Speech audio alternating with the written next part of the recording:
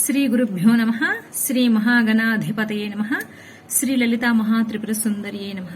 అందరికీ నమస్కారం.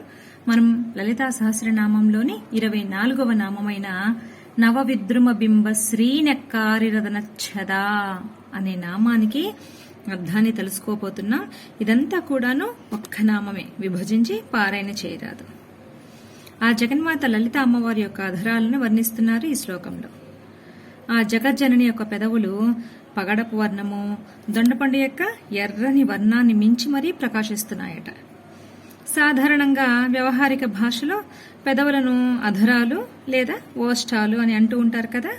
కానీ ఓష్టము అంటే పై పెదవి, అధరము అంటే కింద పెదవన్నమాట. అమ్మవారి పెదాలని దొండపండు పగడపు కాంతితో పోల్చారు కదా.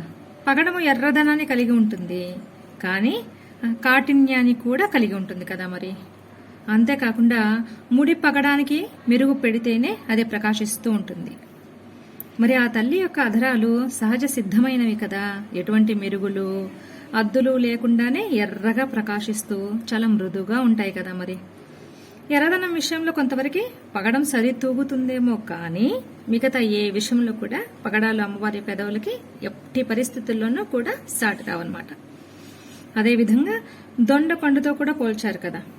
మరి దొండపండు మృదువుగా ఎర్రగా ఉన్నా కూడా నిల్వ ఉండేది కాదు కదా. మరి దాని రూపు కూడా మారిపోతూ ఉంటుంది. రోజులు గడిచే కొద్దీ ముడత వచ్చేస్తుంది. పూర్తిగా పక్వానికి వచ్చిన తర్వాత చెట్టు నుంచి రాలిపోతుంది కూడాను. అంటే క్రమక్రమంగా మార్పు చెందుతూ ఉంటుంది. కానీ ఆ తల్లి యొక్క పెదవులు నిత్య నూతనముగా, తేజోవంతంగా, ప్రకాశవంతంగా, దొండపండు పగడపు కాంతులను కూడా తిరస్కరించేటువంటి కాంతిని కలిగి ఉంటాయి కదా. మరి పైగా అవి రెండు కూడా, అంటే పగడము దొండపండు రెండు కూడా ప్రకృతి నుంచి ఉద్భవించినవే కదా. మరి ఏదో ఒక నాటికి అవి నశించిపోతాయి. కానీ ఈ ప్రకృతికి మూల కారణమైన మహాశక్తి మాత్రం శాశ్వతురాలు. ఆమెకి ఆది అంతం అనేది ఎన్నటికీ లేదు. ఈ శ్లోకంలో అమ్మ మనకు మరొక సూచన కూడా ఇస్తుంది. అదేమిటంటే మృదుత్వం. మృదుత్వం అనేది మన ప్రతి ఒక్క కదలికలోనూ ఉండాలి. అమ్మ పెదాలు ఎప్పుడు కూడా మూసుకొని ఉంటాయట. ఆమె మాట్లాడాల్సి వచ్చినప్పుడు తన మాటను చాలా మృదువుగా పలుకుతుందట ఆ తల్లి. పరుషమైన మాటలతోటి ఎదుటి వారిని మానసికంగా ఇబ్బంది కలిగించకూడదు అని అమ్మ మనకి తెలియజేస్తుంది అన్నమాట ఈ శ్లోకంలో.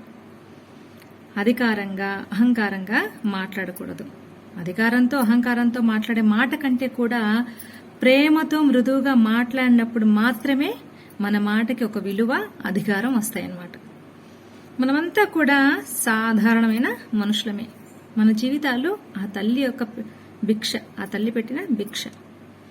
ఎంత ఉన్నతమైన అధికారి అయినా కూడా ఆ అధికారికి సర్వాధికారి ఆ జగన్మాతే. ఆమెను మించిన అధికారి మరొకరు లేరు కదా. మరి అలాంటప్పుడు ఎందుకు హోదాతో కూడిన దర్పాన్ని ప్రదర్శించి కాఠిన్యంగా ప్రవర్తించటం? ఎంత తగ్గి మనం అహంకార రహితంగా మసులుకుంటూ ఉంటామో ఆ తల్లి మనల్ని అంతకు మించిన ఉన్నత స్థాయికి తీసుకెళ్తుంది. అంతేకాకుండా మృదువైన ఆ తల్లి పెదవులను కనుక మనం ధ్యానం చేసినట్లయితే ఆ ధ్యానం చేసేవారికి ఆ తల్లి తీయనైన గాత్రంతో పాటుగా సంతానం లేని వారికి సంతాన ప్రాప్తిని కూడా కలిగిస్తుంది. కనుక ఆ తల్లిని మనం అంతా కూడా ధ్యానం చేద్దాం.